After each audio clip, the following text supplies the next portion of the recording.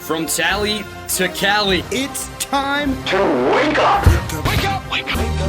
WarChant.com is your ultimate Seminole sports source. And this is Wake Up War Chant, presented by Zaxby's Now here's WarChant.com's Aslan Hajavandi. and Corey Clark.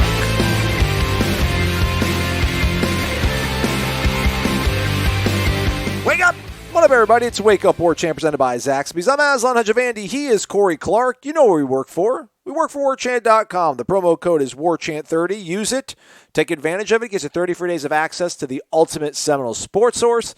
And we are proudly, as always, as I said at the top of the program, brought to you by Zaxby's. How about our boy Jimmy Spizzero, a.k.a. the Spiz80 on the Twitter machine, tagged us in a tweet, Corey, saying, "This is my go-to, boneless wings and things, this time with Caribbean jerk sauce," because that's the seasonal special.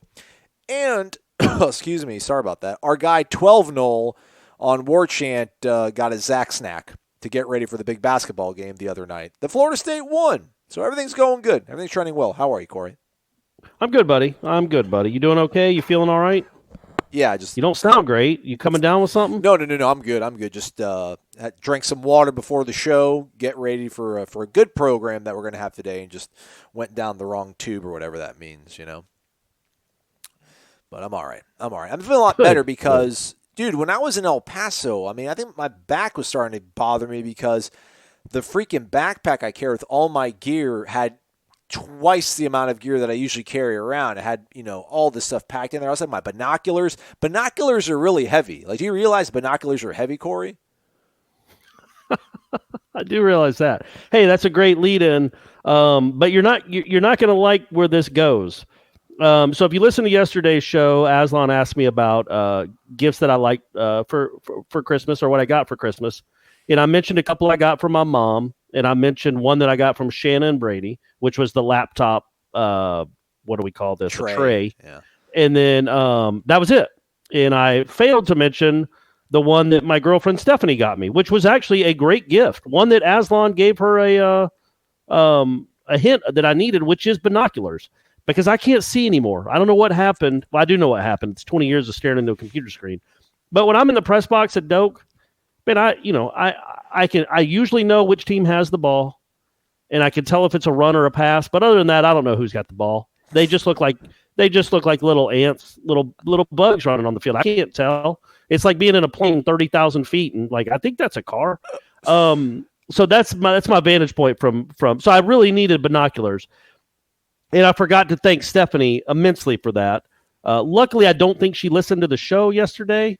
All of it. She listened to some of it because she commented on how much she liked David Johnson's speech, but I don't think she listened all the way to the part where you asked me what my favorite gift was. So I hope she listens to this one. And I shouldn't have even said that I didn't mention it yesterday. But anyway, binoculars, great gift. Can't wait to use them. But on my drive back up to Atlanta on Wednesday afternoon, I got a text from my ex-wife, Shanna, loyal listener, who says, essentially, why don't you tell she goes, I don't appreciate Aslan not appreciating the gift I got you. Why don't you have him go ask other ex-wives what they get for their ex-husbands? It's not normal to get a gift at all. And I was like, well, I'll let him know. She's right. Yeah, I think the friends that I have that have been divorced, they are not on good terms with their ex-wives. And she got me a pretty thoughtful. I'm not going to say pretty. I'm not going to qualify. She got me a thoughtful gift, and you just completely dismissed it as basically she might as well have got me a Jelly of the Month Club gift certificate. Well, it is the gift that keeps on giving, after all. It is the whole year round. Yeah. All right, we got a bunch of questions to kind of get to. I'll probably be a little persnickety on which ones we pick because we got some other stuff to talk about. We'll probably sandwich basketball somewhere in the middle. By the way, somebody posted something really rude the other day when we talked about basketball, and they commented, a subscriber, and literally his post was, or her post was, tuned out as soon as you started talking about basketball. I mean, okay, you got to share that though. They're a top 10 program. What's the animosity? Yeah, I don't get it. I don't think that's the norm. Now, I don't think we could exist or subsist on just basketball alone for 300 shows a year or 250 shows a year, whatever we do. But yeah, I certainly how how could you not, even if you're not a huge basketball fan, aren't you a fan of Florida State? And they're good. Like, so people like to hear us talk about softball occasionally too, but we wouldn't run a show with it. But basketball is a really big college basketball is a pretty big sport. In Florida, in your team, the university that you love is very good at it. So anyway, yeah, I don't think we can't take those comments to heart. I don't think we would ever do a 50-minute show just solely on basketball, except for maybe near the end of the season going towards the tournament. But man, we got to talk about it some. I don't even want to. That sounds like we're being forced to. We like to talk. At least I do. I like talking about the team because they're a really fun team to cover. Yeah, they won again. They won again last night by 10 over That's Wake what Forest. They do on the road. Yeah, ACC win. Take that. All right. So they're now. I think are they now 16-2 in their last 18 ACC games? That is correct. Corey Clark. That's insanity. Insanity. Here we are. What a time to be alive. 2020. All right, so before we get to those questions, Wednesday was a pretty cool little day. We had a luncheon with Mike Norvell, who rolled out his full complement of on-field assistant coaches. All 10 of them were present. Odell, Ron Dugans, you all know them, obviously, but then all the new additions, Chris Marv at linebackers, TJ Rushing, your secondaries coach, John Papachis, defensive ends, Adam Fuller, my guy Chris Thompson, David Johnson. I'm going to have to remember all of these. Kenny Dillingham. Have I forgotten anybody? Did I nail all of them? I feel like I'm leaving somebody off. I'll be honest, I wasn't listening. I was getting some texts, so I was looking at my phone, but I feel like you probably got them all. Well, you guys know, we know all the coaches. If you ask us right now who's the running backs coach, we could tell you, and who's the receivers coach, we could tell you. So we do know. Right. We got to converse with them at our discretion. I stuck with Chris Thompson, and, man, if we had a really slow day, I would have just pulled that out and made that the podcast, just ran the entire 13-minute interview I had with him, which will be made available on YouTube in the coming days. We're kind of slowly rolling out the content we got from there. But apparently this is something that's going to happen on a semi-regular basis with Mike Norvell, where he's going to kind of host these luncheons where, you can break bread with the local media. And it's super awesome, and it's super rare. I mean, it's like going above and beyond. I mean, what Willie did, I don't know how much of what Willie did was kind of predicated, or the contextual sort of relativeness of it was how bad Jimbo had let it get to in terms of his attitude and access with the media, that when Willie showed up, it was like, oh man, what a breath of fresh air. So I don't know if what Willie did was above and beyond, or if what Willie did was just being a common, decent human being. But Mike Norvell, I mean, it's unheard of, man. Like, this guy's treating us to lunch. Like he's going to bribe me with delicious food. It's really smart, and not because, at least speaking for us, we won't be bribed because the coach is nice or the coach gives us access. But his whole point when he was talking to us about it is like, you'll understand what we're trying. If we watch practice, we can understand what they're working on, what they're coaching. Well, basically, he just said you'll have more perspective for your stories. Now, will it make some people a little less critical if they start 0-3? If the guy's letting us watch practice and being a really nice person and human being and giving us all this access, maybe. But I mean, we're still going to write what we see. We're still going to write about the games. We won't be like in Florida State, which lost to West Virginia 41-9 on Saturday. Don't get too down on them though, because we'll be able to watch practice tomorrow. Like that's not happening. That's not how life works. At least not for us. And I really don't think anybody on this beat would necessarily be like that. But what it does do, and what we talked about on our video that we did afterwards, man, access is just so good for the program. It's so good for the program. I know there's a lot of people that listen to this that are younger than me, probably a lot younger than me and you, where they don't realize what Bowden did. And like one of the reasons that Florida State got a lot of media attention, obviously they were good, but obviously also everything was open. And you really felt like you knew the players. Like you just knew the players. They became likable teams, and you knew the coaches. And when people hear media access or media complain about access, and I'll say this 1,000 times, my job is easier with less access.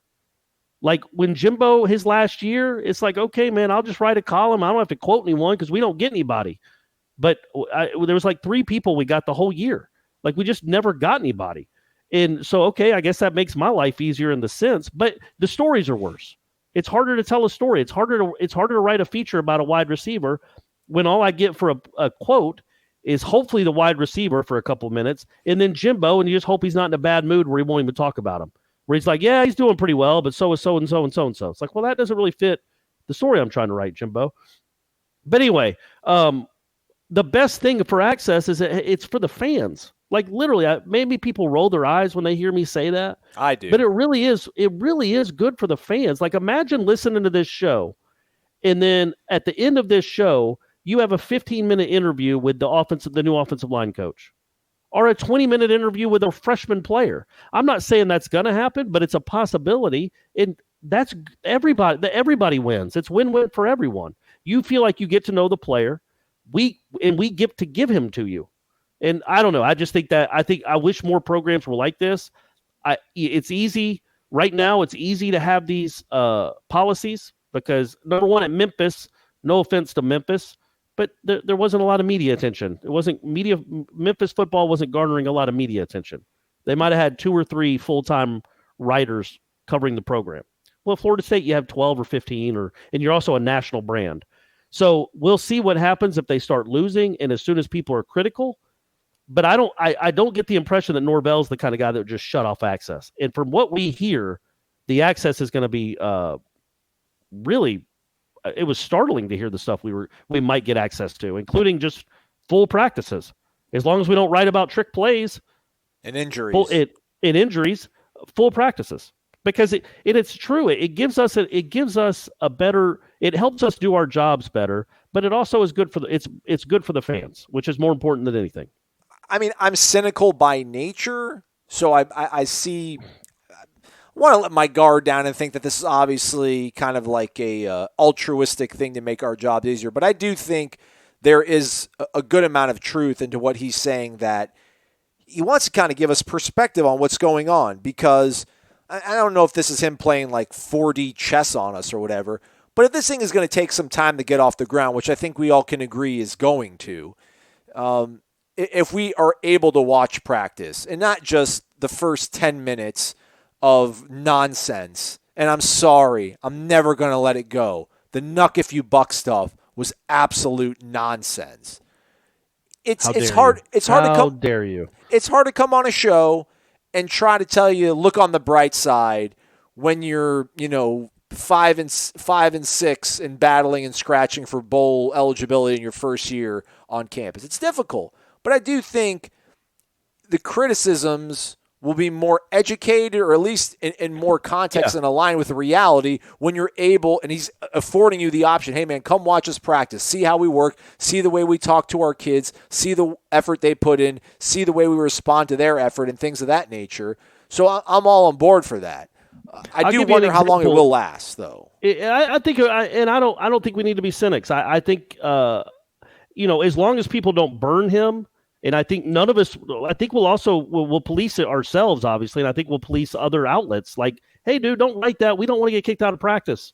Yeah. Whatever the case may be, if it's a trick play or a fight or an injury or something. I mean, whatever the policy is, don't break it.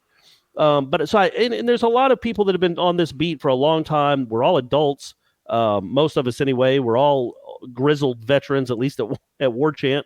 So I think he'll trust us, and we'll build some trust. But it really does. It just makes everything more educated. And I think, number one, I think he has a lot of confidence in the staff he's put together. That I think he feels like we're going to be very impressed watching them day to day. Which, me talking with those dudes, the ones I got to talk to for the hour and 15 minutes we were there, they just all really are impressive. Like TJ Rushing, that guy went to Stanford. He played with Peyton Manning in the NFL. He won a Super Bowl. Marv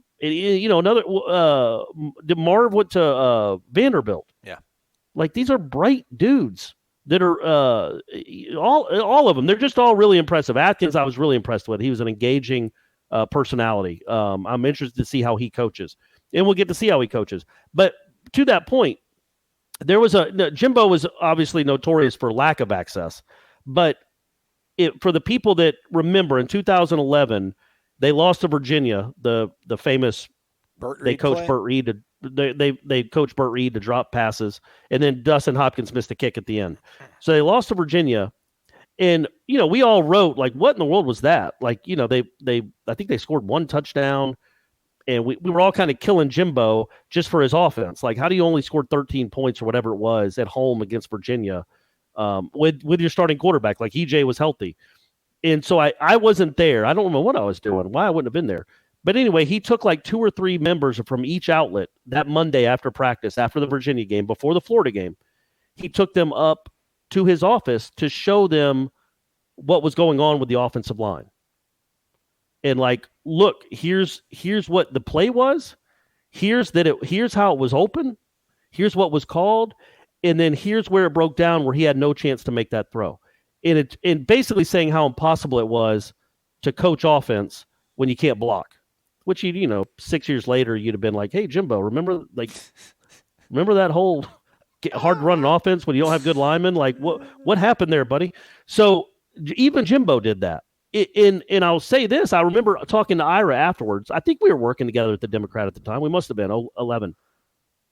And I'm like, "Well," I was cynical. I was like, "Oh yeah, man, sure, it's all the offensive line's fault." And I remember Ira saying, "Well, no, man, if you watch what he's saying, if you look at what he's saying, you completely get it. You completely understand what he's talking about." And Ira, we all know Ira wasn't the biggest Jimbo fan in the world. But that perspective can change. That being able to see that kind of stuff and having access to that kind of stuff really can change perspective. And I don't know that Jimbo was doing it like, "Please, Ira, like me." I don't think that was the case. But I do think he wanted people to know. He just wanted people to have informed opinions. Mm-hmm. If we're gonna have opinions, it's going to be informed. And the thing is, he can tell us. I think that's what Norvell's trying to do. Well, I mean, you can tell us though, but the fact that he's going to it's crazy. And I'm totally stoked about it. It's going to be awesome to be able to watch a high level Division I program with some really good coaches and some really good talented players. Like, we can actually watch this team grow, and he mentioned that about he's going to let us watch this team as long as we want at practice, and we'll be able to either we're going to see this team lift off, or we're going to see the team get worse and kind of take a step back. And I don't think he has any inclination on allowing the latter of that to happen. So it's incredible, man. It really is. I can't believe that he would let us watch a whole practice. Dude, when I was in Mississippi, God bless his heart, one of the coaches that I loved out there, he froze me out of practice before a playoff game. And like, I was friends with the student resource officer, and the student resource officer had to like run me off campus. He's like, "Aslan, you got to leave, man." He's like, he doesn't want anybody out here. He's got they're getting ready for a playoff game. I'm like, "Are you serious, man? This is a high school game. And it's like the state semifinals or the quarterfinals." Right. And I left, and they lost. Right. I still love the guy though. But it's incredible, especially in this day and age, for a coach to kind of do that. So for the people that were wondering exactly what the policies are, he said he'd get more in detail as we get closer to the spring. But it sounds like we'll be able to talk to freshmen, and it sounds like we'll be able to talk to any coach we want. We'll have to go through sports information and make sure they have the time, but we'll be able to talk to any coach we want. Because his point, and again, it's a good one. He wants his coaches to all be promoted. He wants his coaches to all get better jobs after they work with him, and he wants his coaches to get used to talking. And again, that makes perfect sense. So I'm really excited for it, man. I really am. And just meeting the guys and getting a chance to talk to Norvell a little bit, just kind of shooting the breeze with him. Just couldn't be more impressed with what he's done and what he's put together. We'll see. I couch everything, folks. I qualify everything. I am the great qualifier. I'm never going to go out on a limb and say 100% this hire is awesome, because why do that when you can couch it and qualify it and kind of half step it? But everything he's done, including what he did on Wednesday, but also the hires he's made, it just seems really impressive, man. It seems like this guy has his finger on what can make a program tick. It's exciting, and not just because of the access, because remember, folks, you're listening to two media members. We might be the two latest sleeping media members in college football. Mm-hmm. Would you think? I mean, we got to be close, right, Aslan? Yeah. Certainly the two that have a podcast. Like I can't imagine there's other. I would say our average wake up time, if I don't have to take Brady to school and we don't have to be anywhere, I would say my average wake up time is probably about 11 a.m. Yeah. Maybe if I'm feeling frisky and want to get up and attack the day, rise and grind. You know that I wear that T-shirt all the time. Rise and grind. Absolutely. So I like to get up around 11, and then you probably closer to around there or noon. Yeah. I'm like a 10:30ish, 11 a.m. guy. Then I check Twitter and War Chant for about an hour. Then I'm like, all right, let's do this. I'm ready. So, folks, just realize we're not a big fan of waking up, and these practices that we're going to be allowed to apparently watch are all going to be at like 8 a.m. So that's not great. But I promise, dear listener, I promise to you guys, because I want you guys to have access and know what's going on. I want to be a conduit from the practice field to the message boards and to the website and to this show. I'm not going to sabotage it on the first day and give away every trick play. I'm not, because I could, and they could kick us out, and I could go back to sleep until 10 o'clock. I'm not going to do it because I care that much about you guys. And plus, it's kind of cool to watch practice. Now, I might be bored. Like the second week in October, I might be, man, I'm not I don't want to. I don't care. I don't want to watch them. I'm not watching practice anymore.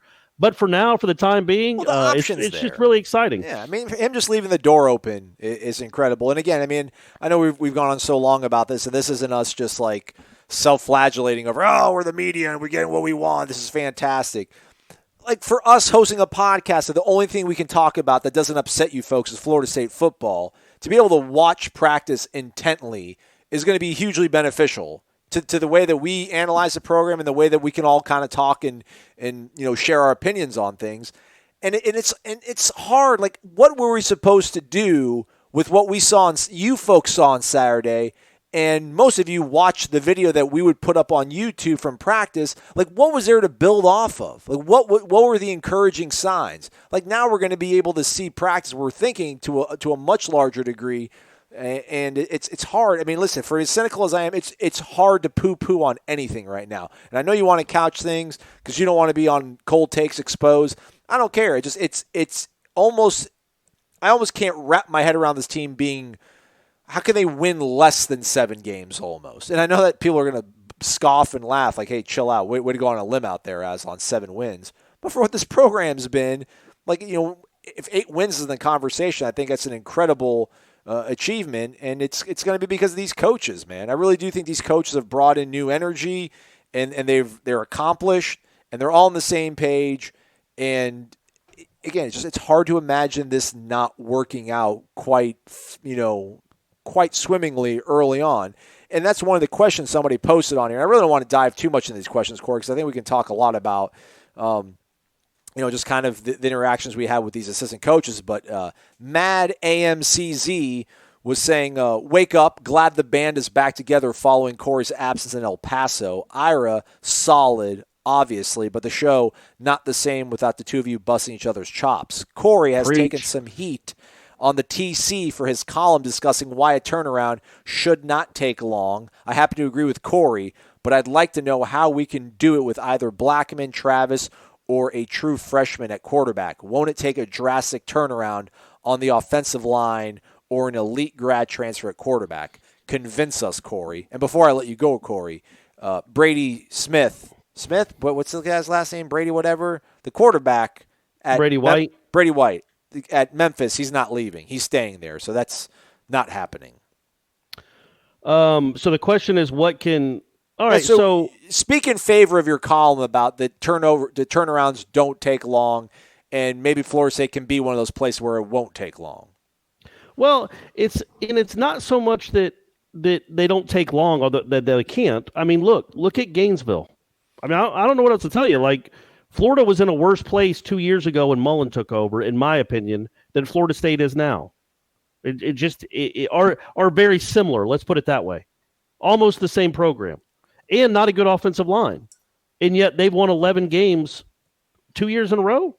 Or they've at least they've won 2 straight New Year's 6 bowl games. Yeah, and they were coming. Mullen took over a program that went 5-7 and lost to that 2017 Florida State team. And so. What did he do? Does he have some magic sauce that you can't find in Tallahassee? No. He was competent.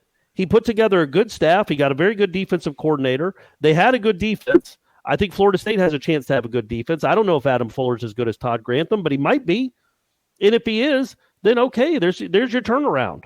Like, you're not going to turn Florida isn't a championship caliber program yet. But they won some close games. They lost some close games, but I think they lost to Kentucky 2 years ago for the first time in 95 years. But overall, they turned it around almost overnight from a team that had had 2 losing seasons in 4 years and had just fired another coach to all of a sudden they're in a New Year's 6 bowl game, his first year. And then they're in another one his second year. And it's not all just Kyle Trask. And I don't think they went to one with Felipe Franks. Yeah. And then this past year, they went to one with Kyle Trask, who's a good quarterback. He's a nice quarterback. He's not an incredible quarterback. So that should be your hope just right there. But more the point of the column was more about how people look at Florida State now and just think like, gosh, they're just so far behind Clemson. Clemson's getting ready to lap them for the 4th time. There's no way they can catch up. Come on, man. It's Florida State. You get a coaching staff in here that knows what it's doing, that can develop and evaluate. You're going to be good pretty quickly. Does it mean you're playing for a championship in 2022? No, maybe not, probably not. But you're out of the 18 and 20 doldrums. Instead of being a 500 team, you're winning 70% of your games. Well, stop getting so. After that, you're winning 88% of your games. Get more micro on them, though, Corey. So, I mean, I think when people think about turnaround, they want to think about, and I hate to press you on this, but just like immediate future. No, I mean, if it's going to be Blackman or Jordan Travis, can this team win 8 games with one of those guys at quarterback? If so, why? And with that offensive line. We don't know what the offensive line is going to be. I'm just going to go ahead and assume it's going to be better. There will be transfers coming in. There will be guys that are bigger, better, and stronger, you hope. We don't know what the strength coach is going to feed them. We hope it's something substantial that stays on their body. Whatever it takes, my man. But so we just don't know what the offensive line is going to look like. Yes, if the offensive line stays like this at Florida State in perpetuity, you're bumping your head on 8 wins. That's the ceiling. But I'm just not going to sit here. I have watched college football long enough and watched this program for the better part of 40 years. I'm not going to just assume the offensive line is going to be an abject horror show every year. It's got to change at some point. Yeah. And I'm counting on you, Alex Atkins, to get it done because you're an impressive dude. So if the offensive line can get better, then yeah, you're Florida State, man. And so no, I don't think Jordan Travis is going to be the quarterback only because they never let the dude throw. So they must not believe in him. But I think he, like I said before, I think he can have a place on this team. I think he'll be used. I think you're hoping that Purdy or Rodemaker, or maybe there's another transfer out there that's not Brady White that they look for, that they come in and maybe you take a few lumps with them as a freshman. But we'll go with Chubba Purdy just because he's the 4-star. But that's it. That's the only reason I'm doing it. I don't really care what the stars are. We'll see who's better once they get here. But say Chubba Purdy wins the job this August. Yeah, man. So you might take some lumps because you got a freshman at quarterback. But by year 2 or year 3, you've got a guy that started 25 or 28 games and might just be awesome. And maybe it's just pretty good. But if he's pretty good, that's an upgrade on what you've had since Jameis left.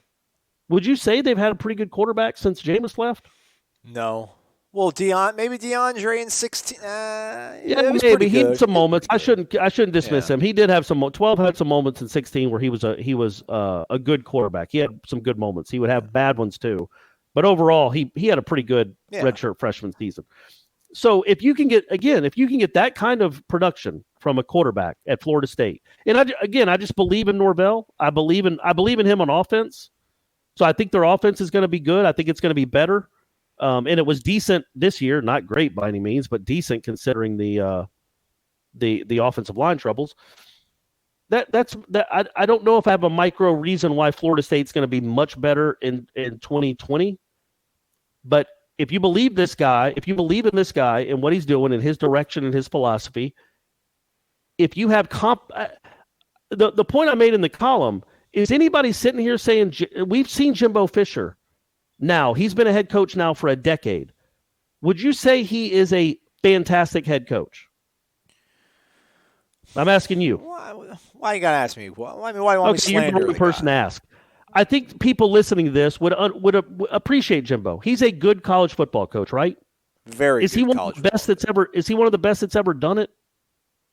Has he proven to be elite, like top 2% of college football coaches in America? I don't know that I would say that. No, that's fair. He won a national title at Florida State.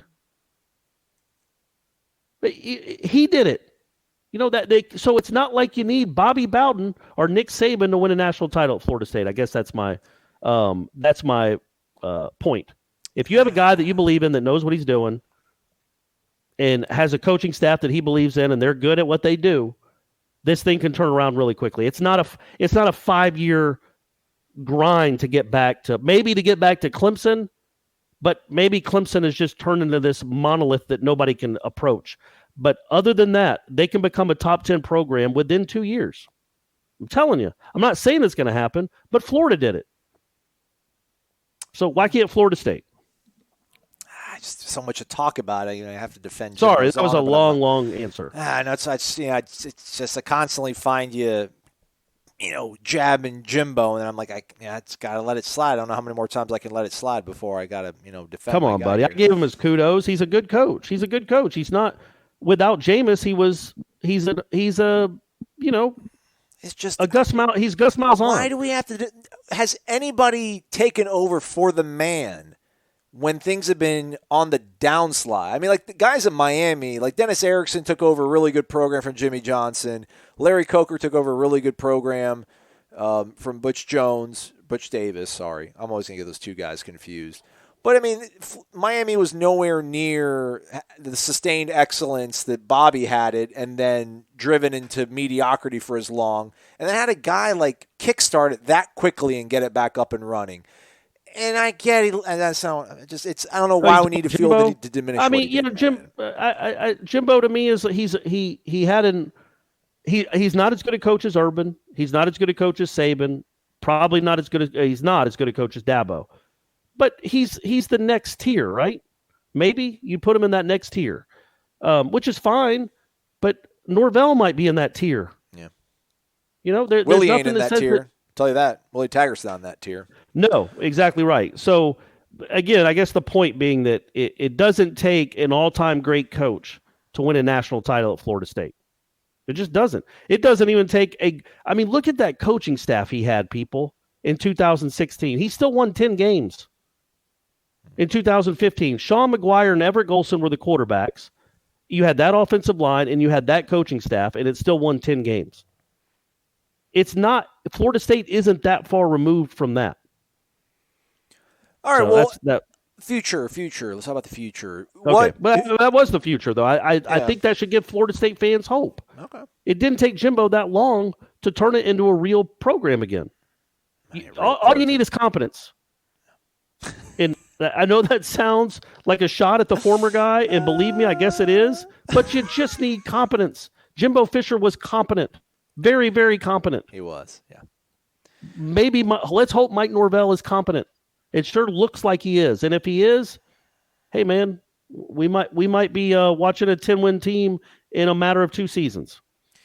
I got a little bit of the concern, though, is that we probably all feel that Kendall and Randy Clements were competent, and ultimately this offense really wasn't much better than they were. Though. Was it a touchdown better and 50 or 60 yards better? But I mean, you have the same quarterback, a lesser running back.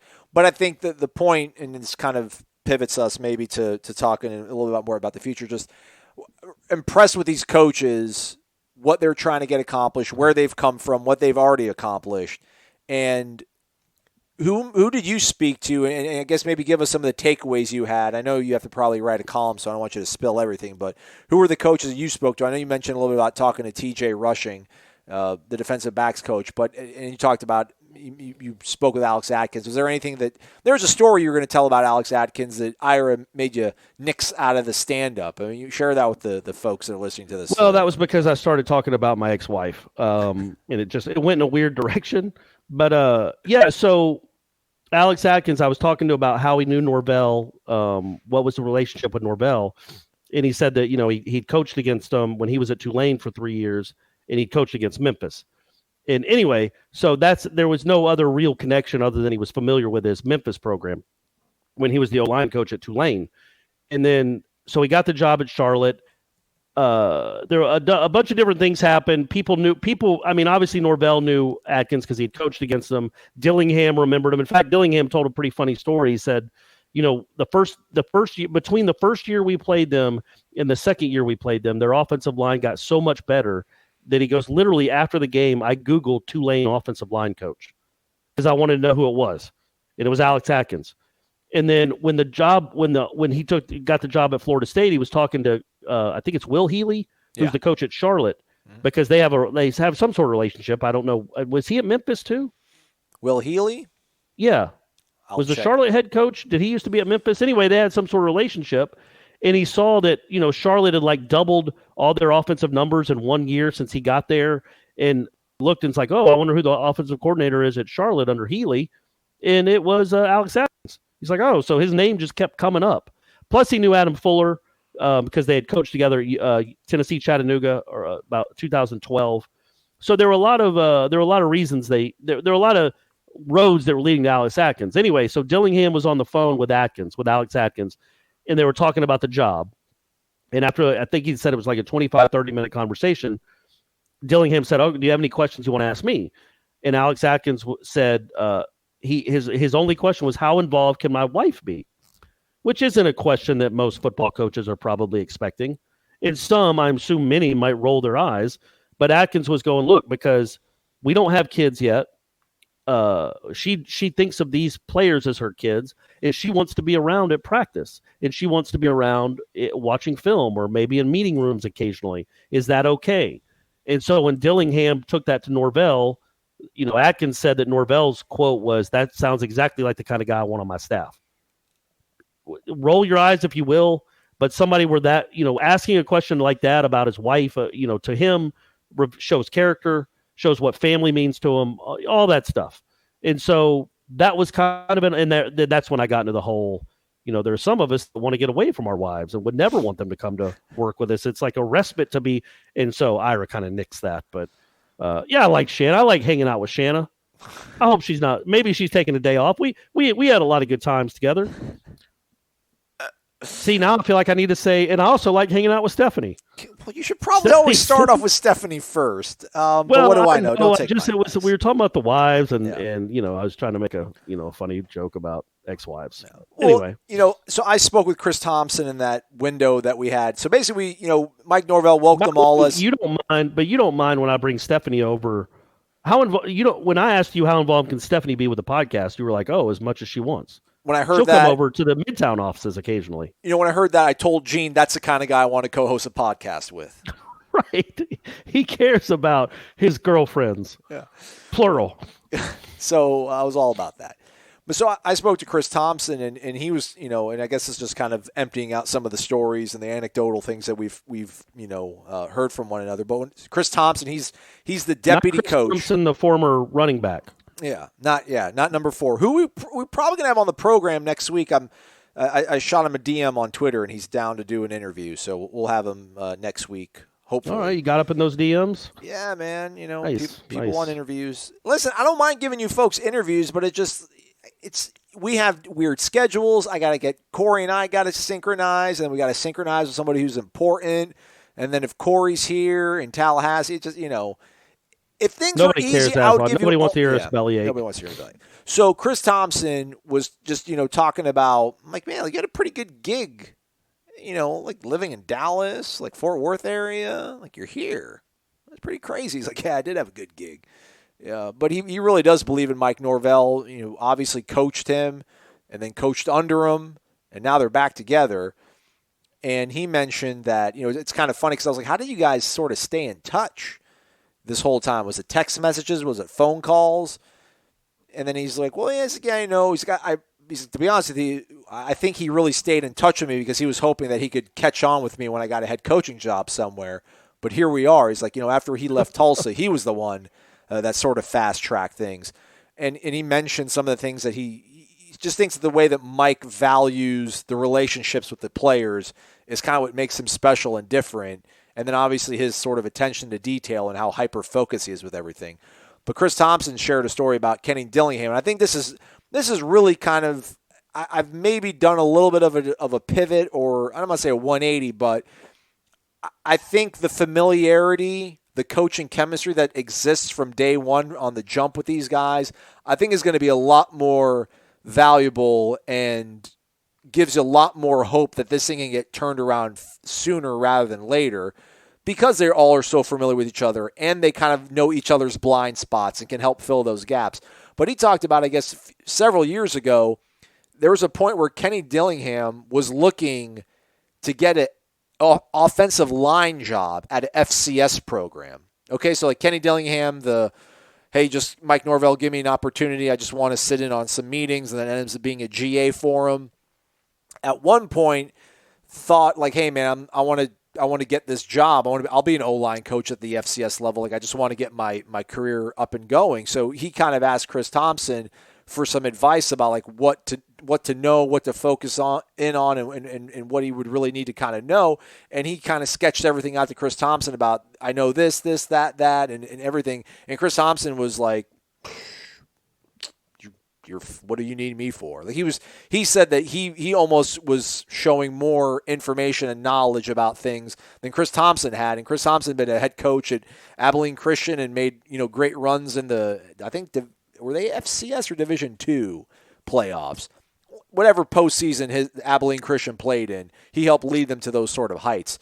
So the fact that you got a guy like Kenny Dillingham, who I think I'm probably guilty of being like, well, he's kind of OC in name only because he's not calling plays. But the fact that he's a guy that knows the ins and outs of offensive line play, and the fact that you have a guy like Chris Thompson, who's a deputy coach, and he kind of outlined, he believes his role really is to not kind of have a defined role maybe. Like, he's going to help out Adam Fuller in the defense if they need a certain look. He's going to help Alex Atkins if he needs some stuff with the offensive line, but he's looking more forward to working with a guy like Alex Atkins to learn. But the fact that so many guys are involved in different parts of the segments and the teams and the experience, whether it's being a head coach, it's incredible, man. It really is when you juxtapose it to what was here previously, and even juxtaposing to what Jimbo had set up. I mean, everything felt like rested on Jimbo's shoulders, and it looked like it did because it looked like he never slept or shaved and slept in the office every single day. So I just think that there's so much just good sort of vibes from talking to these guys, and they have an idea of what they want to do.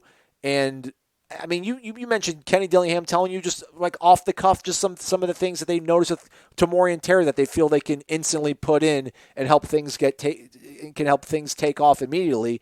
It's hard to picture this thing stalling out the way it did when there was the positive feelings around Willie. And so much of the positive feelings around Willie was just that people were over Jimbo. And I don't know how much, and I don't think a lot of what Norvell is, people are like, oh, I'm so glad Willie Taggart's gone, because people are openly skeptical.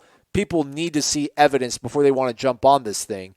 But I think when they're listening to these interviews, and hopefully when they listen to the way that we talk about this coaching staff, they'll let their guard down, because I believe in them, man. I really believe in what these guys are trying to do. And the last point is just the fact that, again, these guys are not shying away from the fact that this is going to be difficult. They say it's going to take time. It's going to be hard work, and they're not shying away from it, and they're not going to let the players get away from not embodying that sort of stuff. And I'm all about that, man. And it's hokey. I wouldn't want to put in the work, but that's the thing, man. I would have loved to play football at Florida State, but you know why I didn't play football at Florida State? Because it was hard. I wouldn't want to go I wouldn't want to be a walk-on getting freaking knocked around by Travis Johnson and Broderick Bunkley and Mickey Andrews telling them to murder me. I don't want any part of that. You don't want me on your football team because I don't want any part of that. I don't want that smoke. And I think they're going to make these guys realize that if they want to get back to what they're doing. Listen, man, you saw what it was. You saw what the alternative was. This is what we're offering you. Are you in? And it's hard for me to imagine that they're not going to be in. Yeah, I mean, again, because they know they have plenty of evidence of what doesn't work, and what they have been doing, the way they had been practicing, maybe the way they had been working out, whatever these changes are going to be. They saw none of that worked. So I don't know how they could be like obstinate or stubborn about these players I'm talking about being not open to trying something new, because the nonsense of the last 3 years has been just that, nonsense. Like 18-20 at Florida State is just preposterous. You almost have to try to be that bad, especially because this isn't even a good ACC. To go 18-20 in 3 years is just nutty and really close to being like whatever that would be, 13-25. Like, they won some really close games in the final few minutes. Anyway, so nothing they have been doing should they want to keep doing, mainly is my point. And I just think when you talk to Norvell and, just he just seems so organized. And he said something that I thought and I think you even, maybe it was Gene or maybe it was you that kind of shook your head or like raised your eyebrows when you heard it. He was talking about the camp he had at Memphis, which I think was, what did he say, it was like 2,000 kids? Yeah. Something crazy. And he said the camp, and he wasn't bragging, he was just telling us how the camp was run. And he's like, yeah, the camp even had an app. Yeah. We had an app made for the camp that went on all the campers' phones so they could keep track of their schedules. I assume their schedules, where they were supposed to be, what was going on. And it's like, just hearing that, you're like, this sounds like a guy that is going to have spreadsheets for everything. It is going to have things down to the T. And that doesn't mean he's going to be a micromanager, like he's going to be doing it all, but he's going to say, hey, maybe for the first annual Mike Norvell camp, I want an app that every player gets and that I get, where we can maybe not communicate with them. I don't know if that's legal or not with the NCAA rules, but they know where they're supposed. I want to know who's here. I want them to know all the other kids that are here. I want an app, or I want this, or I want that. I just think that kind of stuff matters to him. That's a small thing. It's a little thing. But to his point, little things, the way you do anything is the way you're going to do everything, right? And I'm sorry to interrupt you there, but he mentioned that as well. Yeah. I mean, I just thought that was pretty illuminating. For one little minute detail, to hear him say this camp had an app, I was like, man, number one, that's a really good idea. But also, I think that kind of gives you a glimpse into how, and again, the most important thing, obviously, always with a college football team is recruiting, getting good players. That should tell you what kind of level of organization and strategy, whatever else you want to say, he's going to have recruiting. And you got to win games for kids to want to come here. But if you start winning games and you're organized and you're diligent, man, the sky's the limit, dude. I'm telling you, this is I'm starting to get, like I said, I'm losing the cautious part, and I'm just starting to be optimistic. Come on over, Corey. But I can't wait for those 8 a.m. practices. I'm going to brighten early. I might not go to bed. I might not even sleep. I can maybe do like a private stream on Periscope, and I can just hold my phone up and you can just watch it in the comfort of your house. And then that's a good idea. Well, could you just record it for me, and then I'll wake up and watch it at like 10:30? We'll see how much of it he allows. Okay. We're approaching the 50-minute mark. I feel like we need to probably say under 45 minutes, so we've gone already too long. I cannot see these additions and these edits that have been made to the roster, but Ira did post a thread, which I probably shouldn't read off of because it's for our tribal council members, but we'll just give you a glimpse on the hard work that Ira does, sifting through the roster. Maybe you would wonder about this sort of stuff, Corey, but other than so all the early enrollees, with the exception of Lloyd Willis, are listed on the roster. Brian Robinson, Tate Rodemaker, Ja'Kai Douglas, Stephen Dix, Josh Griffiths, Carter Boatwright, Zane Herring. The transfers, 3 of the 4 are listed. Cornell Jones, the linebacker from Purdue, is not, but is expected to be added soon per Ira. So the offensive line transfer from FIU, Devontae Taylor, is listed. Jashawn Corbin from Texas A&M transfer is listed. And then Jarrett Jackson, the defensive end from Louisville, is listed. Some guys that people maybe wondered, are they staying, are they going? Warren Thompson is on the roster. Anthony Grant on the roster. Jawan Williams, Kyle Myers, as well as Hamsa. And noticeable absences, Trayshawn Harrison, Malcolm Lamar, Christian Armstrong, one of the offensive linemen that was signed in that first 2018 class. So there's a little bit of A little bit of a stuff. roster shakeup, perhaps. But again, I'm trying to pull up the actual roster on Seminoles.com. I don't know if they pulled it down, but it does say the 2019-20 football roster.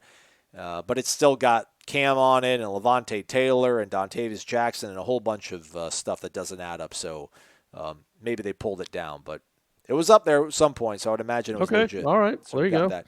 And then basketball-wise, I watched the game. I ran the thread. I don't have a whole lot to really share on it, but I think just some low-level thoughts from low-hanging fruit, because that's kind of what I do with hoops.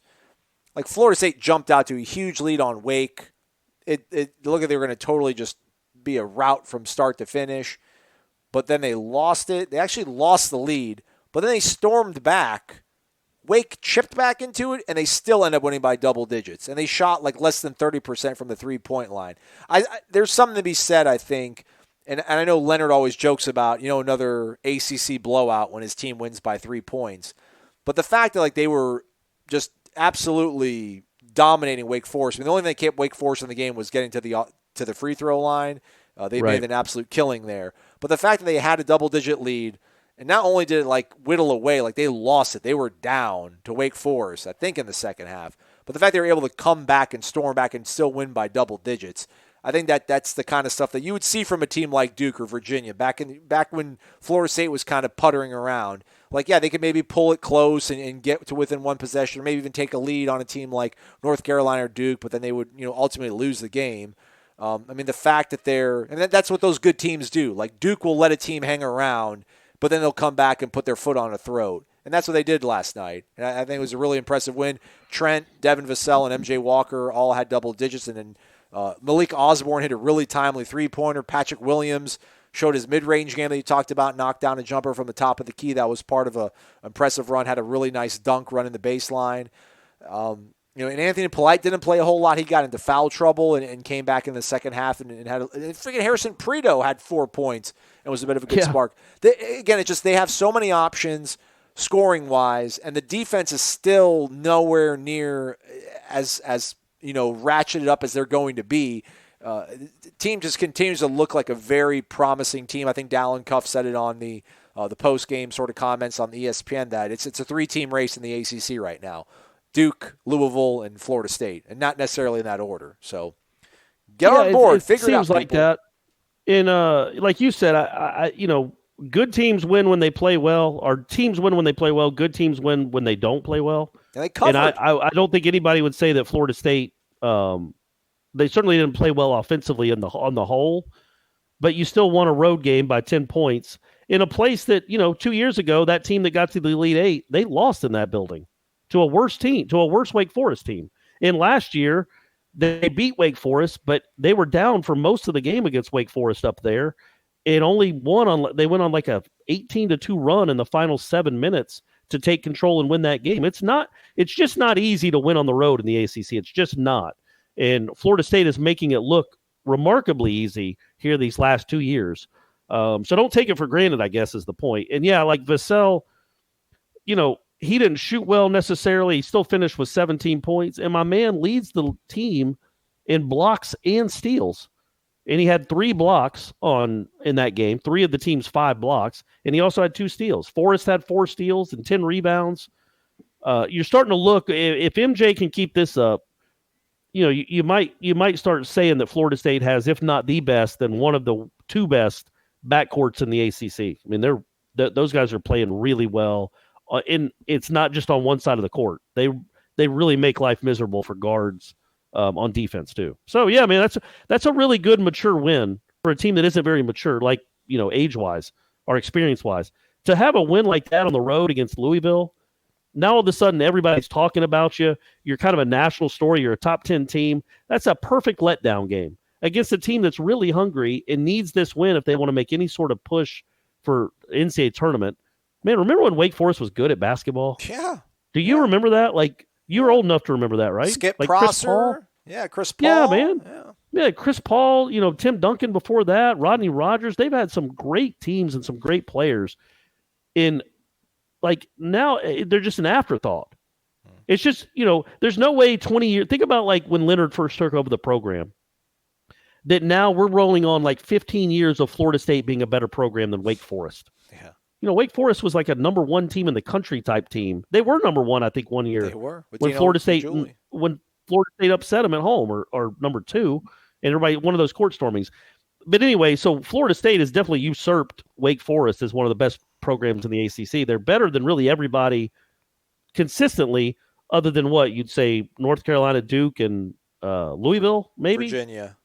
And Virginia. Yeah, those are the 4 teams that are probably just a little bit better than Florida State on the whole over the last 4 to 5 years. And yeah, so and they're 14-2. They're 14-2. It's crazy. Crazy stuff. So that's a good win, because that was a perfect letdown game against a team that really needed a win. You didn't even play that well, and you still ended up winning by double digits. That's they got themselves a little ball club. Got themselves a pretty good little ball club. And they didn't have Balsa either, man. I think Koprivica. I think he actually might be better than Olenicek. Like I had a lot of high hopes for Olenicek, and I don't know how much of that is him just kind of struggling with this calf injury that he has. But again, I mean, they didn't even have Balsa out there playing, and he's one of their bigs, and it's only going to get better when he's. Yeah, Balsa's got some skill, some real offensive skill. I think Dominic is more of just a bruiser. He'll set some screens. You hope he gets some rebounds. He can make a few plays here or there. Balsa's a guy that can score 8 points in a row. Like, he can not take over games, but he's a dude that can. He's just got a nice touch around the basket. I think he's shooting like 80-something% from the floor. I mean, a lot of those are dunks, but still, he can score off either hand. He's got a really bright future, and that's a big loss. That guy's a rotation guy that can give you 18 minutes a game at 7 feet, and they haven't missed a beat. 14-2. 14-2. There's your basketball talk, fools. You got it.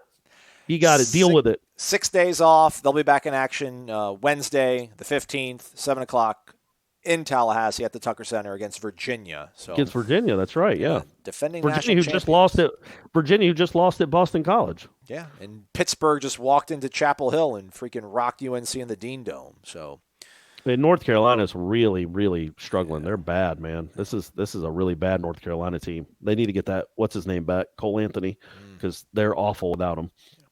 All right, that's the last show of the week. We'll probably, we'll talk about. There some are of no these more questions. We don't have any more Renegade Express. We got plenty, but we're like at 57 minutes. And let's do one more. Let's make it a full hour. Let's do one. Look at Corey Clark, man. Corey Clark's like, give the people what they want. Because I was so long-winded.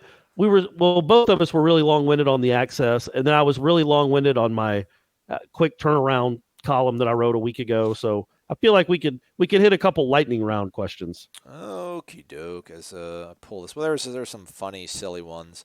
Let's see. Let's hear those. All right, we can do a speed round on the funny stuff. Random_John. Good morning to you, gentlemen, the rest of the listeners. Aslan, now that you've traveled with both, who, in your opinion, is a better travel companion, Corey or Ira? If you were being recruited by both of them to go on their weekend trips, what perk, recruiting-wise, would either have to provide for you to choose one over the other? Cheese logs, extra syrup, lifetime supply of Zaxby's. I would go with the Zaxby's would be my recruiting perk to choose one over the other. Love Corey, but I would probably say Ira just because there's more peace of mind with Ira, because if like Corey and I both were to go on a trip, there is a possibility that both of us could possibly sleep in and miss the event. Meanwhile, Ira, I don't think Ira sleeps. I think Ira just closes his eyes for a few minutes and then just keeps going and puts up content on War Chant. Are you really trying to make people believe? I know you know that Ira listens to this show, so that's why you answered like that. But nobody believes you would rather take a weekend trip with Ira than me. You're too crazy for me. I can't hang with you. Like, you're like, are you done yet? Let's go out. And I want to grab dinner. I want to grab some drinks. And I'm like, dude, I'm here to work. I'm working. Leave me alone. Let me do my work. So, like, both Ira and I were on the same page. It was like, all right, like we just got done with a story. Like, all right, let's go back to the hotel and write and put the video up. And then it was like, all right, I'm done. And it's like, all right, you want to grab dinner or something? It's like there was dinner. I don't know. We're on the same wavelength. I'm also an old, nearing 50-year-old Jewish man deep down into my soul. Sure. Fair enough. Noel Tender, have you guys caught that there's a poster on War Chant whose picture looks like Corey in the old school Bucks logo? I have not. Oh, I haven't seen that. Provide a photo of that, I think. Sabaxley1212 points out, wake up, Happy New Year. From 91 to 2000, FSU lost 15 games. From 2018 to 2019, Florida State lost 14 games. That means Willie Taggart almost accomplished something that took Bobby Bowden almost 10 years to do. Thinks the basketball team will go as far as MJ Walker. Yeah, I think that's fair because you kind of know what you're getting with Trent and Devin, right? Yeah. MJ's kind of that wild card where, man, if he's scoring, they ain't losing. If that dude's going to hit 5 or 6 threes, I know he didn't on Wake. He hit a few against Wake. But if that guy's going to give you 14 to 18 to 20 points, they're not going to lose to many teams. So I agree with that. He's had a nice couple games here back to back. Ammo Knoll, thoughts on Shade Tree's tweet about going back to the old logo and uniforms, old traditions. Will the school wise up and go with what was once loved? That was an old tweet, by the way. Probably not. I mean, maybe at some point, but it's not happening anytime soon. Definitely not the logo. Maybe we hope the colors, right? Did we ask Norvell about that? I mean, that's happening, right? No, we got bigger fish to fry right now. You're right. People are offering a lot of advice. Reddick Knoll said to Corey, if you have not figured out what to do with Brady's phone situation, my parents got my first cell phone for me when I was 13. I'm now 19. And only after I got all A's for the first 2 quarters and batted 540 in my fall-winter travel league. Basically, It was a reward for excelling in other areas of my life. Folks took it away from me every night at 6:30 before the Marlins game, enabled location services, had a lot of parent restrictions on it, and went through my messages at their discretion. They stopped going through my messages at the end of my freshman year of high school, but still have my location to this day. So there you go. Man, I feel like the freshman year of high school is when you start going through the messages. Like, what is my son up to? What is he up to? Who is he texting? What kind of trouble is he getting into? Let him grow. There's only so much trouble you can get into as a 6th grader. Yeah. But a 9th grader is when stuff starts getting real. I think I'm going to buckle. I think this summer, going into his 7th grade year is when he's going to get it. And it will be tied to he had his best semester ever in school this past semester. So here's something I shouldn't say this, but I'm going to. I don't care if you guys judge me, and then we can end it on this. So I told Brady that if he got straight A's, I would give him $250, which is a ton of money for a 6th grader. I understand that. Jeez. It's ridiculous. The only reason I said it is because he has never even sniffed straight A's. Like, he always gets A's and B's, but the B's will be like an 82, and his A's will be like a 90. Like, he's never come close to straight A's. Well, and it was 6th grade. 6th grade is the hardest grade he's ever been in. So I'm like, man, we're going to be lucky if this kid gets straight C's. So anyway, he finishes with 4 A's, and then he finishes with 2 B's, but the 2 B's are both 89s. And they were like 89.4s. Like, he was as close as he could to get straight A's. No. And so I gave him $150. Yeah. Because he got and also the two grades that he got 89s in, he got 90s on the final in both of them. I'm like, man, how rude are these teachers? Like, it's good. He's at an 89 and he got a 90 on the final. He bumped the kid up a couple of decimal points, but Shanna said that all of it's like computerized now and they can't do that necessarily. So he finished with 89s in both. So I told him if he could tell me what percentage 150 was of 250, I would give him $150. And he could. 60%, right? I don't know. So yeah, he got it right. So I haven't given it to him yet, but I'm giving him $150, and I don't feel good about it. That's way too much money, because now, like, what if he gets straight A's? How old the kid? Am I going to pay the kid $400 this year to get grades as a 6th grader? That's nuts. Yeah, man, put him on the right track. I mean, it's too much. Give him like $20 in Bitcoin. I think what I'll do, I'll say, look, man, if you get straight A's again, you're getting a phone. Okay. I think that's a good play. What's the most expensive phone? The iPhone X or whatever? Yeah. Yeah, I'll get him that. He deserves it. Brady Clark's a hero. Attaboy, Brady. Way to be, man. Way to be. He's Corey. That's Brady's dad. I'm Aslan. No children. It's Wake Up War Champ presented by Zaxby. Thanks for listening, everybody. We'll catch up with you all on Monday. Zaxby's Caribbean Jerk Chicken is just like a vacation in the tropics, only without the sunburn or the dive-bombing seagulls. Or all of that pesky sand. How'd it get in there? Well, at least it tastes like the tropics. Enjoy our famous chicken tossed in a tropical blend of spicy habanero, fruity mango, and exotic island spices. The Caribbean Jerk boneless wings and the new filet sandwich meal. 2 more reasons you'll get a kick out of Zaxby's.